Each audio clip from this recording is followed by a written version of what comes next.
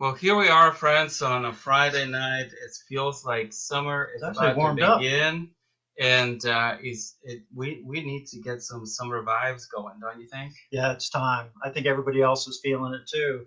And you guys, this is really all of these episodes have been so exciting, and this one's no different. The only thing different here is that we're taking you guys to Brooklyn, Crown Heights to be specific. And those of you who know Brooklyn, Crown Heights, right neighboring Bed-Stuy, and I think Prospect Park. I'm trying to think of Brooklyn, but it's anyway. It is so great. We've got two.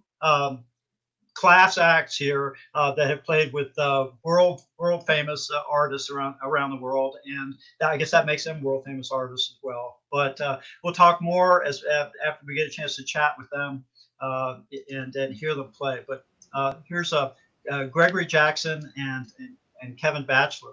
Hi, Kevin. Hey, how you doing, guys? All right, how are you? Good to see you. Great. Well, there's There's Greg. Greg, There he is. and I think you have your friend Joey behind you. There he There he is. Hey, man, good to see you. Hey, And thank, Joey's a world class traveler too. He's with the New York Ska-Jazz Ensemble.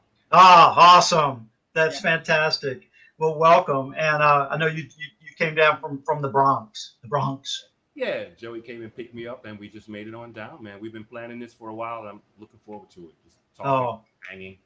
oh my That's gosh. great. Yeah. Well, we're privileged to have you because I know you and Greg both come firmly from a lot of musical styles, but I know firmly rooted in reggae and jazz. And actually, Hmm. it's from everything I've heard about you guys is that you play practically every style there is, and you yourself have played with some amazing reggae artists. I was thinking that you toured with Sugar, didn't you? Yeah, I started out with Sugar. We were just talking about that 1983, the great Sugar Minott. I was a college student at Berkeley College of Music, and we became friends through a mutual friend. And I found myself in Jamaica, closing Sunsplash. I don't know how many thousands of people didn't know the culture, didn't know the language, didn't know the food, but loved the music. So that just goes to show you the power, And from Sugar Minott, kind of the rest is history with whoever and all the other great artists of that time from the 80s, I guess, kind of up till now. Up You know, till now, and I know you well, most recently, some stuff with Shaggy and yeah. a couple of things that popped up. Some Rihanna work and stuff in the studio and stuff that might not be as much as I did back in the day, but every once in a while, yeah, I get a couple of sessions nowadays. The things have changed so much. But Yeah. I was lucky to be at a time when there was a lot of work, a lot of live music. All the artists in the '80s were still very young at what they were doing, and I just got dropped right in the middle of it. Right along with them. And I think you even done some stints on Broadway in the pit. Well, there you go again. Living in New York City, you kind of have to be on your best behavior and be on guard for all kinds of musical stuff and just people. For Yeah. me, it's always about people. I had that opportunity through a guy I was working with named David Yazbek, singer Oh, songwriter. We had a group together. He got offered the gig through someone else that turned it down. He had never done anything like it before. Next thing I know, we're on a 2-year Broadway run. Just being in the mix, man. I tell everybody, just be present. was that the Full Monty that Full show? Monty. Yeah. Yep. Great, Yeah. great vibes, great energy. I learned a lot. And yeah, that's on the resume as well. So you got from Sugar, Full Monty, and a ton of stuff in between. Keith Oh Richards, most recently, a couple years ago, I worked on his last record, which is on the Netflix documentary. I'm making an appearance on that too. So a lot going on, man, bro. A lot going on. man, that's So for when did sure. you discover that passion for music? What's your earliest memory that you were like, this is where I need to do? Well, my mother, I think I want to say that I want to dedicate this interview to my mother because she's the reason for sure I'm a musician to this day. But generally, her playing records, listening to records, listen to I remember getting up in the morning dressing for kindergarten and recognizing and hearing songs like "Downtown" by Petula Clark and Sam and Dave. I used to envision Sam and Dave walking in a church. The music was so soulful that I used to envision these things. So back in the day, my mom, and then growing up in St. Louis, which is where I'm from, I was raised, school, always the great arts growing up in those days, and church. So that's kind of like the three things at home. My mom just definitely playing all kinds of styles of music. The church was very important. That was my grandmother's influence. And going to school, sixth grade, seventh grade band. I was drum major in my high school, marching. I mean, just trying all kinds of stuff. Seeing what So sticks. Beautiful. Well, and speaking of what sticks, let's see what you brought us tonight. What's that thing you're holding there? Oh man, they call this whole thing's a trumpet, man. I've been working at this thing for a long time, and still, it's get up every day and hope for the best. But when you love something, man, you just get up and you just do it. It's one of those things. You catch the music fever. It's what gives you lives. Yeah, it's 40 something odd years now. I've been at it, teaching and trying to put things together and pass it on to the younger generation, younger kids, touring with the Scatolites again, the next group of guys that started a whole musical genre. So I've been pretty blessed, man. And Joey and Greg, we got tons of stuff doing. New York Ska-Jazz Ensemble is my latest touring group with Joey. New York Ska, the NYC Ska Orchestra, which is 18-piece ska orchestra that I run. I'll send you guys some Gregory, and I'll make sure you guys check that out too. So a lot going on, man. In spite of what's happening with the coronavirus. That's great. That's great. Well, the screen is yours. Let us hear you. All right. We are going to do a version of a Freddie Hubbard tune, which is one of my favorite trumpet greats. And we do a version of it. It's called Little Sunflower in a ska reggae dub. Hope you enjoy it. Thank you.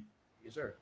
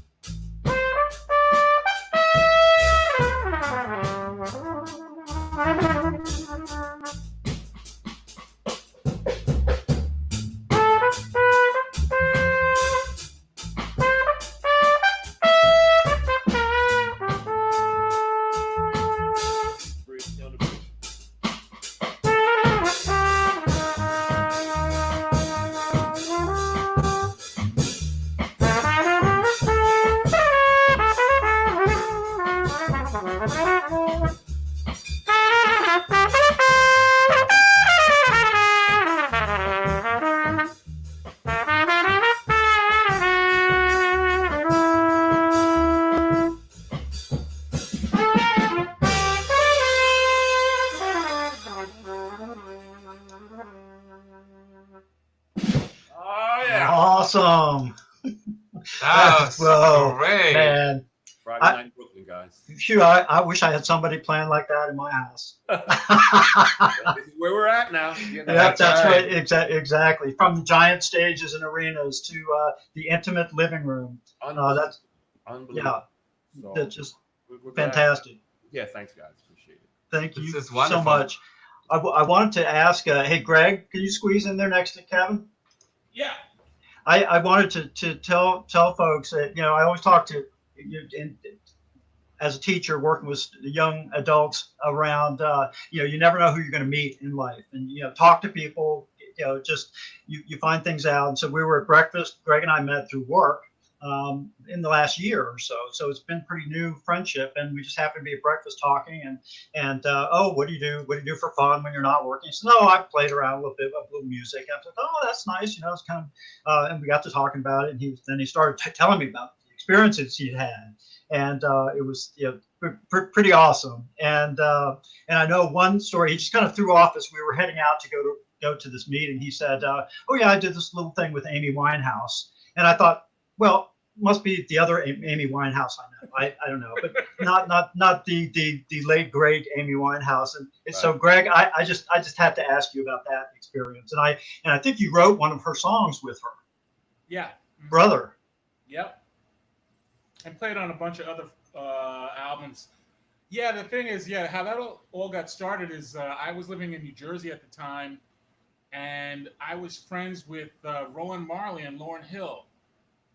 And they would come around the house, and Rohan set up a drum kit in the living room, kind of like here, and we would hang out a little bit. And sometimes I'd go up to their house, and she was turning her childhood home into a studio. But anyway, long story short, at a picnic that Lauren had, there were a whole bunch of people there, and one person I was introduced to was a guy called Commissioner Gordon.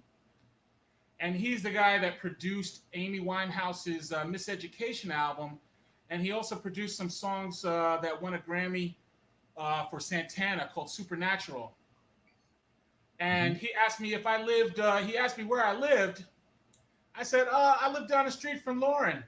And he said, man, I've been calling cats in from Jamaica to do these records. If you live down the street, you got to come by the studio.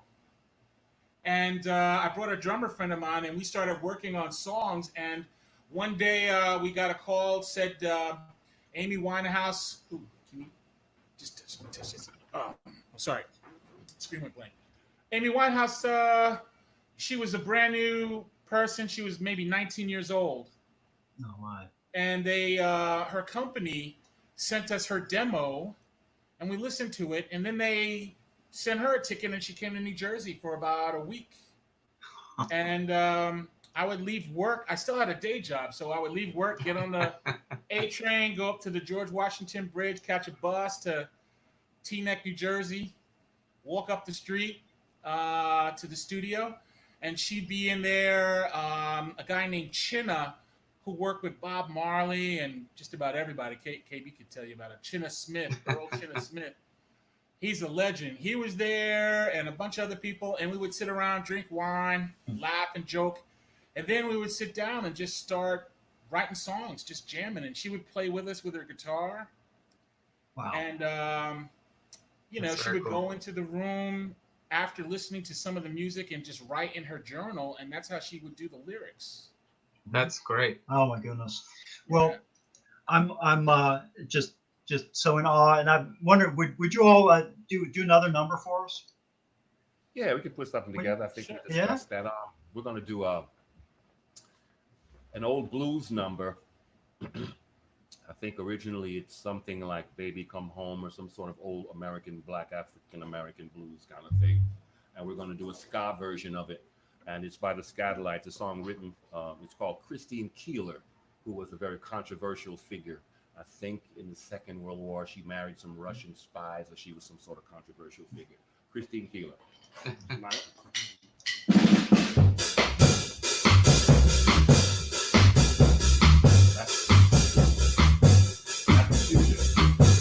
confusion. Oh. 1, 2.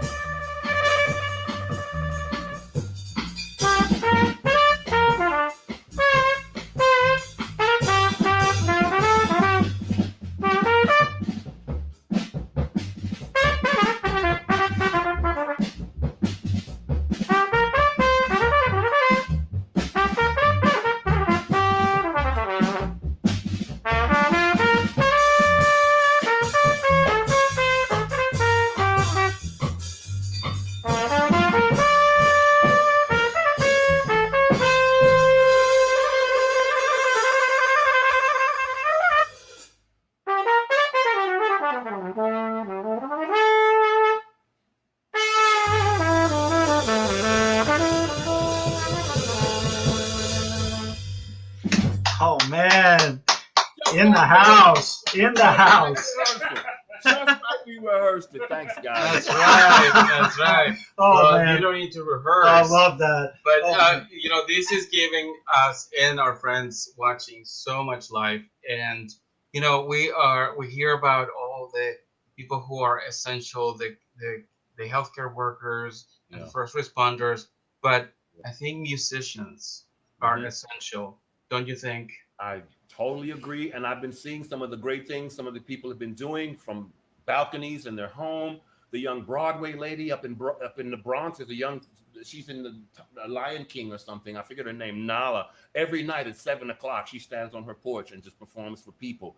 And I'm just glad to be a part of that fraternity of people because, as we know, music is a very emotional thing. It's all about people and feelings. I always say that when I think about music, how am I going to make these people feel? And that's pretty much what I think musicians are here to help to bring those good feelings to people. Yeah, That's right. and it'll come back. We can if we can ride this. I wonder about how musicians keep their chops and their spirits up and all of this along with other performing artists and visual artists and dancers and Yeah, it's been challenging, but looking to the future and staying positive is the only thing we can do right now. So, unfortunately, I think the summer for us is going to be not so good, in terms of just being out on the street and on the scene. But we got to hang in there. So it'll get better, man. That's right. someone just described you all as healers. Well, again, this is what we do every day. It's ups and downs like anything else. It's what we signed up for. And if we can help anybody, like an essential worker in a hospital or anything, we will. I mean, for me personally, I'd really love to work with kids, which is what I'm doing now, and just be, service is I think is what we need to kind of put ourselves in that position now to help others. Well, it's such an honor to meet you, and I know Greg has talked about you a lot, and I was looking Thanks. forward to meeting you and seeing you in person at Sure, some bro. point. And Greg and Joey, can you get in the frame for a bow to the audience here? Just and Greg, thanks so much for bringing us all together. Thanks. And Yeah, Greg, y'all take good. Hang in there for a second while we say goodbye to our friends. Don't go away. Once again, thank you so much. thank you. And our friends at home, stay tuned. We have more coming up. We love you. Stay safe. And as our friend just put on the comment, these too shall pass. And so we'll stay focused on the positive, and we will continue to share the music connection that we have with people around the world. Uh, until next time. So thanks for tuning in. Thank you. Yeah, bless up.